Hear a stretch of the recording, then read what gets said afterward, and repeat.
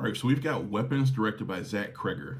Now, I was really looking forward to this movie because I've been hearing really good things about it. And then Kreger, of course, most recently gave us The Barbarian, which I was honestly really late to the party on. I just saw Barbarian on Netflix like a few months ago, and I really enjoyed it.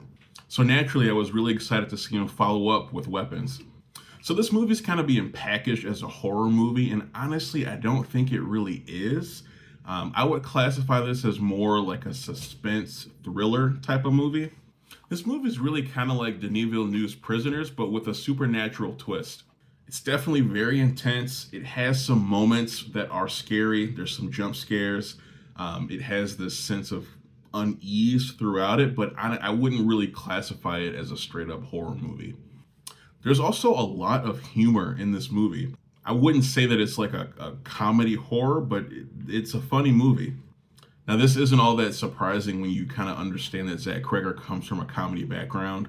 Of course, being part of the comedy troupe, The Whitest Kids You Know, which I can even remember watching some of those skits back in high school. And I honestly didn't fully realize that that's who Zach Kreger was until kind of recently.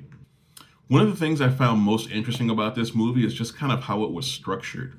The movie opens with a good amount of exposition and it kind of sets the stage for the events going forward. From watching the trailers, I had an idea of what I thought this movie was going to be. And then the exposition of the film kind of explains where I kind of thought this movie was going to end up going. So to me, the movie kind of started off by saying, no, this movie isn't what you thought it was going to be about. Here's where it actually kind of picks up and starts. Kreger also did something kind of unexpected in the way he chose to tell this story.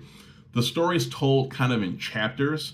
It starts out with one character and their perspective and point of view of the movie, and then it kind of jumps to another character and explores their perspective and how they perceive the events. At first, I didn't really love the idea of telling the story this way. It felt a little disjointed at first.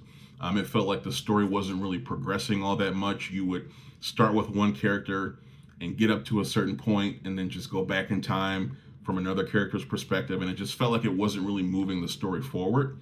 But the more time I've had to kind of sit with it, the more I can appreciate this choice to go in this route. Every time you switch perspectives, you gain a little bit more insight about what's happening. You kind of see things a little differently, you get a little bit more information, and I think by the time you get to the end of the movie, it all kind of culminates in a really satisfying way.